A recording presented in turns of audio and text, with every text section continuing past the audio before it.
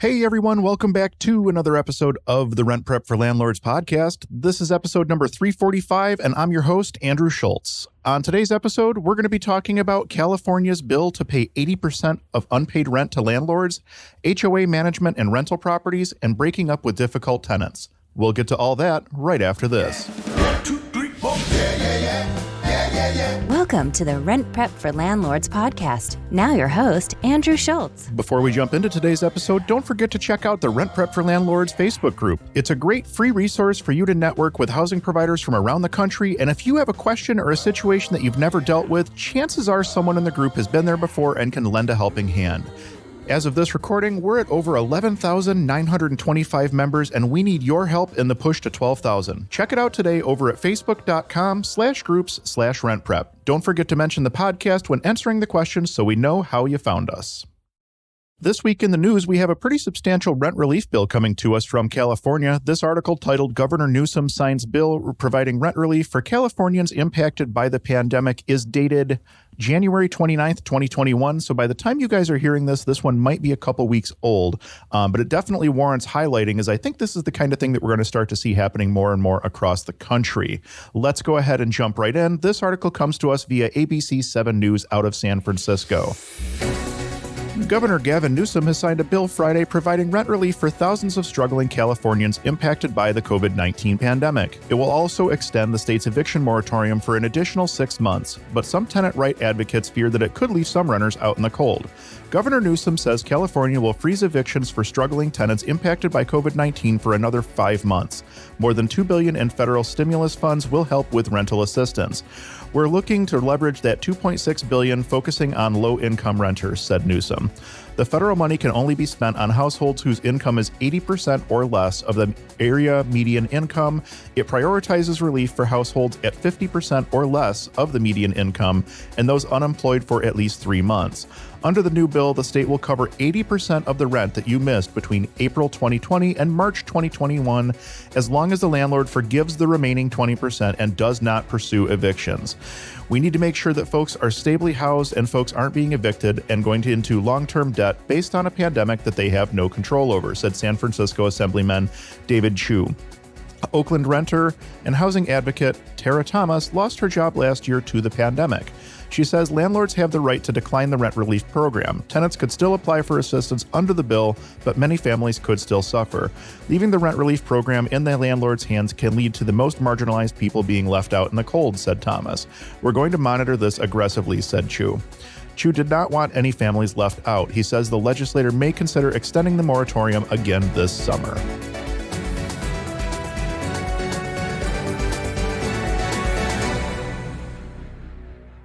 So I want to spend a minute talking about what this bill is offering to landlords and what are the potential pitfalls that landlords could face if they were to take advantage of this program. So I'm going to go back and read this line from the article. Under the new bill, the state will cover 80% of the rent that you missed between April 2020 and March 2021, as long as a landlord forgives the remaining 20% and does not pursue evictions. So essentially what they're offering here is an 80% of the rent, the unpaid rent. They're going to cover 80% of that unpaid rent. You as the landlord have to forgive that remaining 20%, which means that you'll never see those funds, and you have to agree to not pursue evictions, though it doesn't necessarily say how long that particular piece of the puzzle is in place. In my opinion, I don't think that the bill goes far enough to get assistance in the hands of landlords in this instance. I'm looking at this from the perspective of if you have a tenant that has not paid rent for several months now, and they've not made any sort of a rent payment at all, so you're dealing with 100% of the rent being delinquent, if the state's going to come in and give you 80% of that rent, but you have to forgive that remaining 20%, and you cannot pursue an eviction against the tenant that's still living in your property, there doesn't really seem to be anything that stops that tenant from just continuing to not pay once they collect that 80%, and you have to forgive the 20% and then not pursue them for an eviction. So that's actually one of my primary concerns with this, is that it leaves landlords exposed in the event that a tenant continues to not pay once this assistance has been received. Another concern that I have with this is that 80% really is not covering the expenses of the landlord in most instances. I know that I had spoken about this on Ask a Property Manager episode number 55, but there was an infographic that was published by the NAA, the National Apartment Association, that breaks down how every dollar of rent correlates to a property.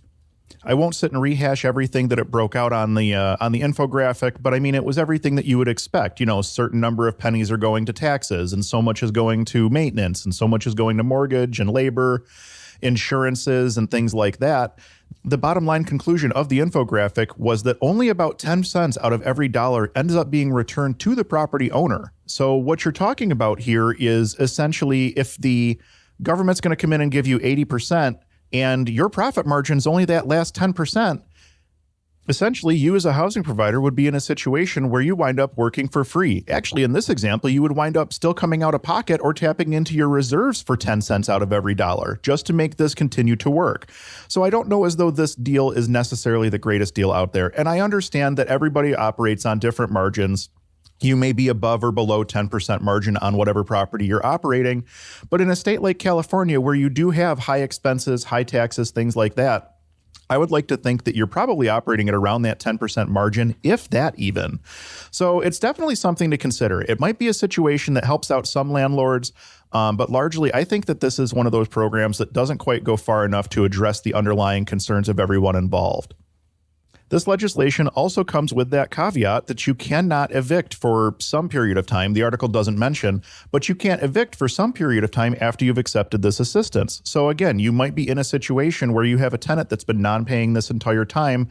You turn around, you get this assistance, and then they just continue to not pay. But then you have absolutely no recourse because you've signed documents with the government indicating that you won't process any sort of an eviction proceeding. So that's one of the things that you really have to pay attention to as you're looking at any of this new legislation that's coming out. Legislation is passing at breakneck speeds right now. The U.S. government passed a 5,500-page stimulus bill, $900 billion stimulus bill, in like no time. There was not enough time between the time that the actual legislation was introduced and the time that the legislation was passed for anyone to sit and read 5,500 pages to understand everything that was going on in that legislation. Getting back to my original point, legislation is passing at breakneck speeds. You need to understand what it is that you are signing. You need to read and understand all the terms and conditions before you sign on the dotted line for any of these programs, because what you're committing yourself to might put you further behind than where you are currently. So just understand, I'm not saying you have to sit and read every page of every piece of legislation, but be informed. This is your business. Understand what it is that you're doing and how you're operating, and understand what it is that you're agreeing to when you sign off on some of these programs to take advantage of this rent relief. The asset you save could be your own. Water cooler wisdom. Expert advice from real estate pros. This week's water cooler wisdom comes to us via the Rent Prep for Landlords Facebook group. This one is all about buying a duplex in an HOA. Let's jump right in. I'm thinking of buying a duplex in an HOA. The HOA is run by an HOA management company, which seems well-funded and reasonable. Still, I've never dealt with them, and I told myself that I wouldn't. The HOA has no bylaws against rentals, and the deal still seems pretty good. Have you had a rental in an HOA? Was it good or was it bad? So I guess I can preface this by saying I don't know of too many people that have had positive experiences with HOAs. Pretty much anytime you see a post on a forum talking about an HOA concern or something like that, it's never something positive like, oh, my HOA wants to reduce our monthly assessment. It's never that. It's always an issue with the HOA management company, an issue with the HOA board, an issue with an assessment, something along those lines. It's never good news when you're talking about dealing with an HOA. So I guess I'll preface it by starting there. Typically speaking, if you're not buying properties that are in an HOA, I will explain that typically an HOA will have a board of directors, which is usually comprised of residents of the community. Usually some of those residents have an axe to grind, which is why they're on the board to begin with. It's a very unique situation where people have control of your life even when you don't want them to. It's not necessarily a real enjoyable situation dealing with an HOA board, especially if there are people on the board that are either against rentals altogether or have an axe to grind or whatever the case may be. Then you have an HOA management company. Typically that management company is operating under the guidance of the HOA board. I shouldn't say operating under the guidance of. Management companies know how to operate properties, but let's say that they have to respond when the board asks them to issue a citation or something like that for grass being too long, whatever the case may be. Again, not a real fun situation to find yourself in. So now that we kind of understand the two components of everything there, at least a little bit, I want to talk about some of the reasons why I would look at an investment outside of an HOA run community. The first and foremost reason is, while you mentioned right now that there's no bylaw against rentals and the deal seems pretty good, there's nothing that says that the HOA couldn't down the road put some sort of a rule in place that would prevent you from renting your property that's in the HOA community. Sure, you might be grandfathered in and that's all well and good, but you should definitely understand that the rules in an HOA can and do change, and it is going to be at least somewhat based on the people living in the community, the people running the board, things of that nature. So understand what it takes to get a rule changed and understand what the rules are before you decide whether or not you want to jump into that situation. So you don't want to necessarily buy an investment and then find out 6 months down the road they're going to ban all rentals for whatever reason or something like that. Sure, you might be fine for the tenant that you have in place right now, but once that tenant moves and a new tenant moves in, you might lose your grandfathering. So it's something to consider. Rules definitely can change inside of an HOA community, not always for the better and not always in the way that you would want them to. The other problem I have with HOAs is the fees, the assessments, etc. If you're not actively involved in that management or that board, there may be some sort of a situation where you wind up with an assessment that you don't feel is fair because they decided that they wanted to, repave a parking lot or something that doesn't necessarily need to be done, but because they're the ones controlling the purse strings, they get to make those decisions.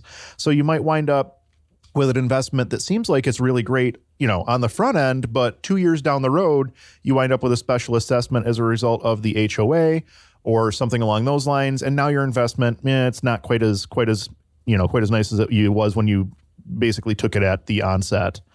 My biggest concern is really the lack of asset control from an operational standpoint. They get to decide how long your grass is. They get to decide what color your mailbox is. They get to decide, how you decorate your yard, whether or not you can put a shed in the back, whatever the case may be. I don't like to be in a situation where we don't have full operational control of an asset. For that reason, I would not jump into an HOA type situation. It's just not appealing to me as a property manager, as a property investor.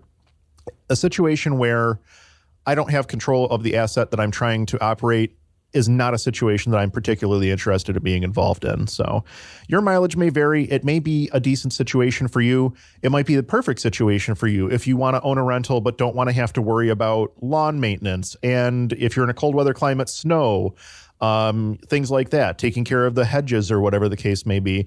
It may be a great situation if you're trying to do a distance landlording thing and you understand that you're not necessarily going to have as much control as you would otherwise if you were buying, say, a single family asset or a small multifamily asset. There are options and everybody's investment criteria is different. But if it was me, this is not the type of situation that I would want to find myself jumping into.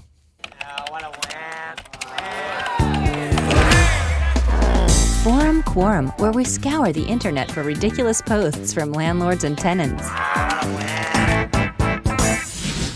This week's Quorum comes to us via the landlording subreddit. I want to preface this by saying that this landlord's entire goal is to get tenants out of his apartment. It's not necessarily clear in the initial post here, and actually I had to do some digging to find out really what the ultimate reason was that he was trying to get rid of these tenants. But we'll go ahead and read through this, but keep in mind that this landlord's goal is to actually get tenants out of a unit. I'm currently only charging $1,950 for a 4-bedroom apartment in Queens without utilities, but water is included. The problem is that I know that these people will squat and basically stalk me in court for months. I'm a small landlord, so I can't afford that kind of fight. I'm thinking of telling them that I'm raising rent to $2,500 a month and that someone is offering me $2,550 per month. They would have to match it or leave. Since the lockdown, they have frozen evictions until October. Taking them to court may take up to a year due to the backlog of surge evictions. I'm considering paying them out, but I'd rather play it smart. So that's the initial post. So then I dug a little bit deeper because I needed some more information here. This was a follow-up post as to why he has concerns about these tenants. They blast their music, they leave trash in my front yard, they treat my front and backyard like they own it. They have guests just leave their bicycles in the front yard. They're very disrespectful. We've had them for over a few years and our lease has expired, so it's now month to month. I haven't been able to kick them out because I'm operating at a very low margin. They were paying late almost every month, but have been more consistent lately. So I think you can kind of tell where the story is starting to form up here. Essentially, we have a landlord that has a couple of smaller issues with his tenants and more than likely has just realized that he's not getting enough money for the apartment. That's really the ultimate reason that it looks like he's trying to get these tenants out of the building if we're being honest about the situation here. So there are a few problems with this scenario. The first being Queens, New York is one of the boroughs in New York City, which may mean that you have a rent control situation here. I'm going to assume that this apartment is not under rent control because there was no mention of it anywhere in the post or anything like that. But keep in mind that if you're in an area with rent control, you may have restrictions that you don't even know about when you go to make changes such as this to a tenancy. So that would be my first thing is does this housing provider actually understand the laws in the state that they're operating in? And honestly, I think the answer to that question is no. And the reason I say that is because we're going to move into the raising the rent portion of what he wants to do now. He's talking about raising the rent from $1,950 a month to $2,500 a month. So in the state of New York, if you're looking to raise rent by more than 5%, you need to give a 30, 60, or 90-day notice depending on the length of tenancy. In this instance, he doesn't say exactly how long the tenants have been living there, but he does say that the tenants have been living there for more than 1 year. I'm going to assume that they've been there for long enough that they need to have a 90-day notice before you can raise the rent by anything more than 5%. So that's something that you need to take into account here as well. You do mention that the tenants are now month to month. Obviously, when you go to raise the rent, you're hoping that the tenants just decide, I don't want to pay that much, we're going to leave. That's really what you're trying to do, is force them out by raising the rent here. Really, it seems that the main concern is that the tenants could just stop paying rent altogether if you do try to raise the rent to $2,500, and which I guess that would be a potentially legitimate concern, as you do indicate that they had paid late for several months, but they were getting to be a little bit more consistent. The biggest issue I have here is that you've essentially operated at a very low margin, or you're admitting that you're operating at a very low margin, and that's ultimately the reason that you're trying to bump the rents up. I can certainly understand that. Everybody wants to be in a position where they're generating positive cash flow, but I think that you're going about this situation the complete wrong way.